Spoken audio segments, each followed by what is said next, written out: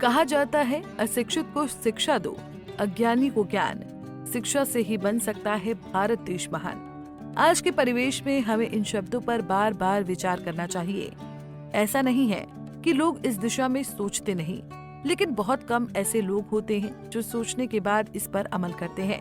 उन्हीं में से एक है देहरादून के डीएम सविन बंसल, जो राजधानी दून में भीख मांगने और कूड़ा बीनने का काम कर रहे बच्चों के लिए देवदूत बनकर आए हैं।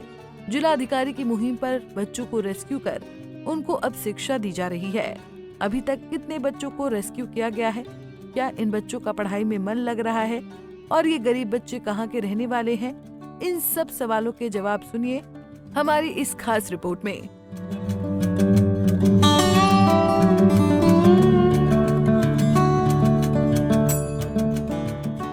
दरअसल राजधानी दून में भीख मांगने और कूड़ा बीनने के लिए मजबूर मासूमों के लिए जिला प्रशासन ने एक विशेष अभियान चलाया है।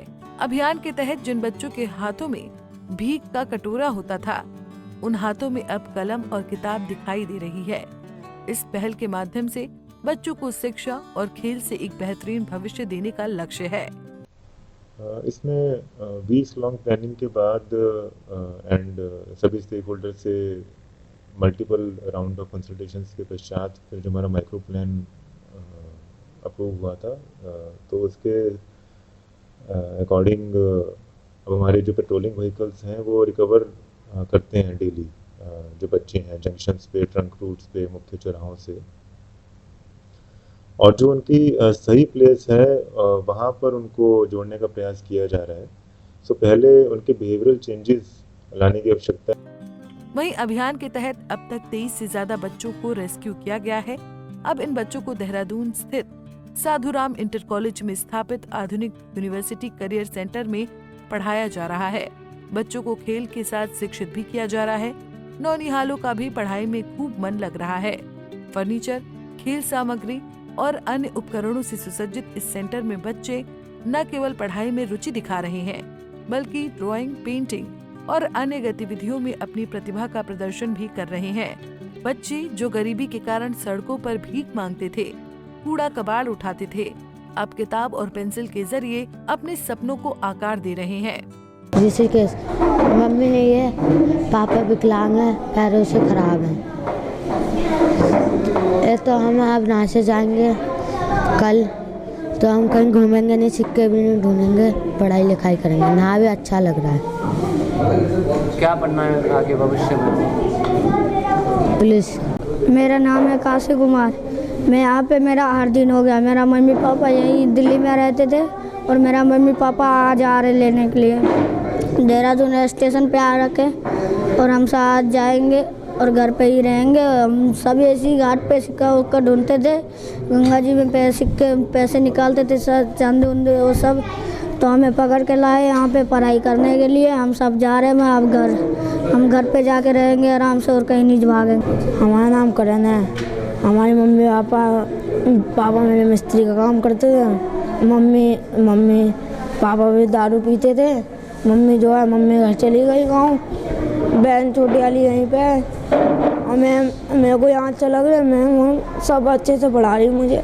वहीं बच्चों को शिक्षा दे रहे अध्यापकों का कहना है कि जितने भी बच्चे उनके पास रिसीव कर पहुँच रहे हैं, वो सब बाहरी बच्चे हैं और पढ़ाई में उनका खूब मन लग रहा है।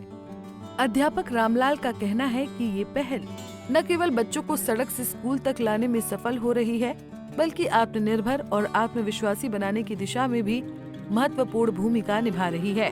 की समझ में पढ़ाई, मेरे ख्याल से पढ़ना तो सभी चाहते हैं, सारे बच्चे पढ़ना चाहते हैं। हम जिससे भी बात करते हैं उनका दिल पढ़ने का होता है, लेकिन अभी शुरुआत में 2-3 दिन के लिए तो उनको ऐसे लगता है जैसे वो रेस्क्यू होके आए हैं, तो हम उनको थोड़ा डर निकालने की कोशिश, दूर करने की कोशिश करते हैं, थोड़ा उनसे बात करने की कोशिश करते हैं।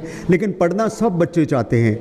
अब पता नहीं क्या ऐसी स्थितियां हैं, अगर इनको थोड़ा लंबे समय मौका मिले तो शायद हर बच्चा पढ़ना चाहेगा। हर बच्चे की मन में पढ़ने की इच्छा रहती है।